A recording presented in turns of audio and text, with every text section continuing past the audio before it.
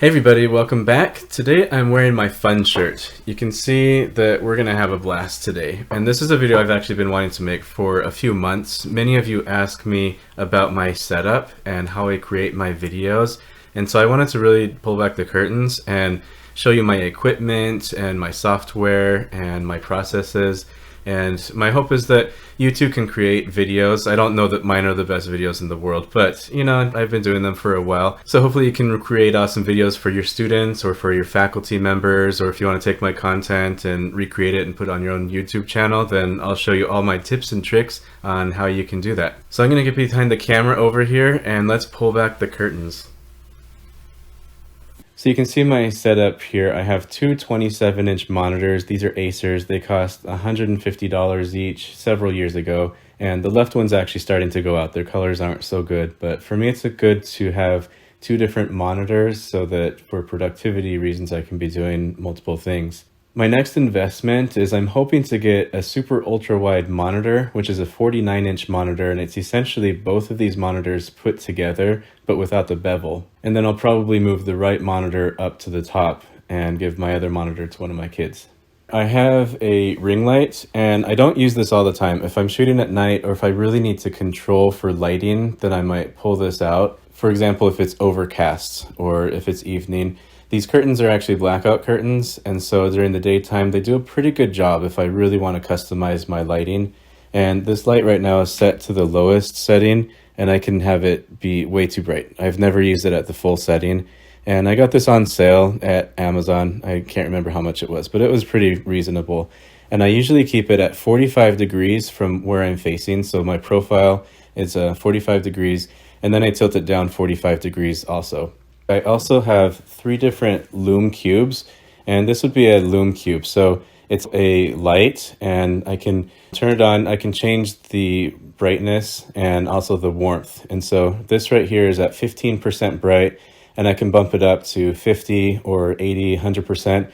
And you notice it tells me the time, how much battery I have left at that. And it charges by USB-C. And I can also change the temperature. So right now, you probably can't tell, but it's a pretty warm light.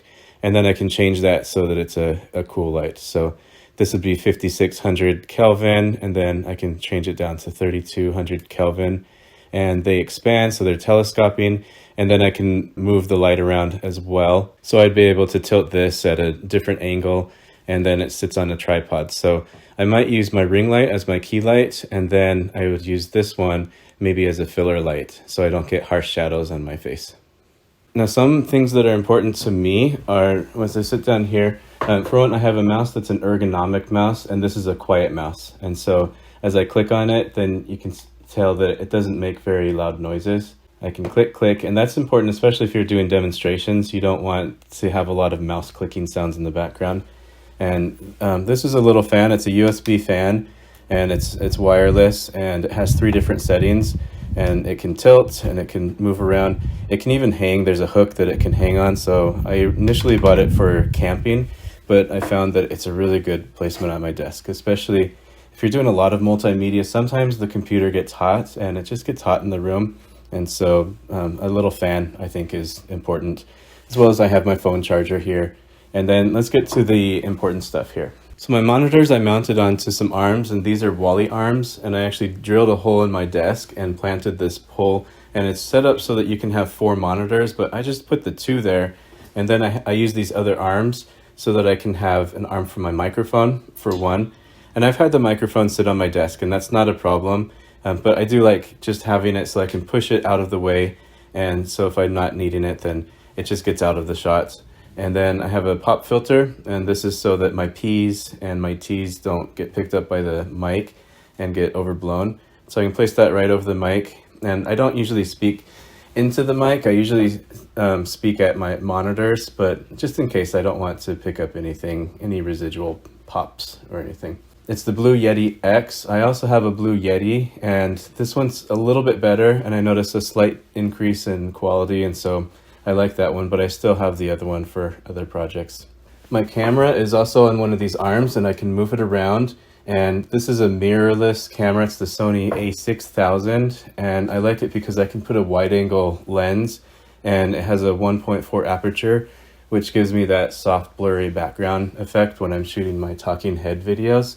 And then you can attach it to the computer using an adapter that's called a Camlink adapter, and with that you're able to plug it into the HDMI, the mini HDMI port in your camera, and you can use it as a webcam, or you can use it to record your camera video right onto your computer. I like using this arm because I can move the camera up and down, and I can move it around, so it's very flexible, not like a webcam that sits pretty stationary on top of your monitor and then it doesn't really move. For the videos on this YouTube channel, I don't really use this, but it's the Logitech Brio. It's a 4K webcam, but right now we can't really stream in 4K on video conferencing platforms, and so maybe the specs are a little bit more than what you'd need. Probably the Logitech C920 or 922 would be a good bet for that. Last thing I'll mention about this camera is I have it plugged into a power source, and that's important to me so I don't have to worry about the batteries. The speakers are Bose, and they cost about $250, and I do recommend good sound, especially if you're doing a lot of video editing and you want to have the integrity of the audio. I think that's important to me. One thing you may consider purchasing is the sound cushion for your microphone, and this can curve around the microphone. And if you're in a noisy environment, or if you don't have a lot of control over your ambiance, then this can be a good purchase. Or for example, if you want to make the video, but there's some landscaping outside, or some construction, or a busy street, or a noisy truck, then this can be good. It sits on top of your desk, and you can expand it or contract it, and you just put it right around your microphone and then speak into the microphone, and it'll help to maintain the integrity of your audio. Now I'm going to swing us around the room a little bit. You'll notice here that my chair is actually against the wall. And when I record my videos, I actually sit on a piano bench. And that way I don't have the high back in my shots. I just want my talking head, my shoulders, and then I can have a blurry background. And so in the back here, I have an art set by IKEA. I'm hoping one day I can take my own pictures at the beach and maybe replace these canvases with my own. And then one thing I did is I went and got some floodlights, and right now it's broad daylight, and so they don't show up very well. But occasionally when I'm shooting at night, or when I draw the blackout curtains, I want a colorful background. And then I put one also on the floor. It's not always there, but when I shoot, I usually put it on top of a box or a bin or something to get it some more elevation. But I can control the colors with my phone, and so that's kind of a fun feature as well. I actually bought some cable management contraptions, and they're sitting back there in the corner. But eventually I'm going to move out of this room, and I'm going to convert our loft into a dedicated office. Right now, my office, I actually share it with my son. And so if I pan over here, you can see his Legos and his Star Wars things and Funko Pops. And so I have to share with my son for now, but eventually I'll move into my own office. And so that's why I haven't really hid the cables very well, because I know this is a little bit temporary. And then last thing I want to show you before we get into the software is I grabbed this pretty nifty green screen, and it's portable. Not that I take it anywhere, but I can take off these latches and pop this open, and then the green screen can come right up. And so I've used that a bit for web conferencing, or for some of the videos that I do where I want to be particular about my background. And then putting it down is pretty easy. I just collapse it. This is the Elgato. I can't remember the model, but you can find it on the Elgato website or on Amazon, anywhere. So that's a tour of my office. Now let's look at the desktop processes that I use. So typically when I'm recording a video for faculty, for students, or for this YouTube channel, I use one of two tools, either Camtasia or Canvas Studio. Here's a behind the scenes of Camtasia, and you can see this is one of the videos that I created, and I pulled up my file, and you can see I'll typically record my screen, and I'll record a webcam shot, and then I cut it to pieces. I try and edit out the ums, the fillers, the gaps and silences, moments when I'm thinking about what to say next, and then I add some transitions. So Camtasia is nice because it has a myriad of different types of transitions and behaviors. I typically only use a couple though. I try not to be too ostentatious with my videos because the content's really just about Canvas and teaching and learning practices. One thing I do like is that Camtasia has a favorites folder, and so of the dozens and dozens of interactions that I can introduce, I typically go back to the same few, and so I can favorite those, and I can put pop-up boxes, arrows, boxes, I can blur out things or highlight certain portions of them, and then I can fade or have custom animations and drop shadows, rounded cornering. And so in this particular video, I don't have a whole lot of interactions on the screen happening. Just occasionally I'll have a pop-up like this, or maybe I'll have a how to canvas. I might have a box that animates on the screen, and I might have some text boxes that come up. And if I'm making a list, for example, then I can scroll through this and I can see all of my pop-up boxes. And in Camtasia, it's pretty easy to time these, it's pretty easy to animate them. And so overall, it's a pretty slick tool for uploading screencast content onto YouTube or sharing it through emails. Now there's a service I subscribe to called Mirroring 360, and this allows me to screencast my phone or my tablet onto the computer screen. And that can be useful. What we're seeing right now is my phone. This is my iPhone. And so this is a canvas page, and that's in landscape view. I can also see it in portrait view. And this is really good if I'm working with a client or if I'm working with faculty and I need to demonstrate the mobile accessibility of an interaction, or just the aesthetics, the look and feel of something that we're creating in Canvas and how it looks on a mobile phone. Then I can use this.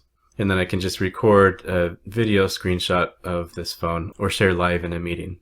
Now, I'm not going to share Canvas Studio in this video. I actually have a playlist on this YouTube channel dedicated entirely to Canvas Studio, and so you can check out those resources. And the video that I'm creating right now, I'm actually doing it in Canvas Studio, and that way I can show the Camtasia platform behind the scenes. But if your institution has a license to Canvas Studio, then you'll be able to find it right on your Studio page, and you can quickly grab a screen capture or capture your webcam. You can also upload pre-made files from the computer to Canvas or use an external link like YouTube or Vimeo. And the benefit is that it will play right in Canvas, and it'll keep a repository of your videos in case you want to use the same video from one class in other classes. Now, YouTube is a great platform for uploading your videos and sharing it with people. Once you create your YouTube channel, you can click on the Create button and go ahead and upload videos. Once you upload your video, then you'll have options. You can write in your details and a description. You can make your own thumbnail. I tend to make my thumbnails right in PowerPoint, and once I have the placement, then I just go to File, and you can save a copy. And instead of saving it as a PowerPoint presentation, you can go ahead and save it as a JPEG or a PNG. And then once you have that on your computer, then you can just upload the thumbnail. Otherwise, it chooses a random frame from your recording, and you want to have more control of your thumbnails. And so it's a good practice to upload your thumbnail. Playlists are a great way for you to organize your content for your viewers.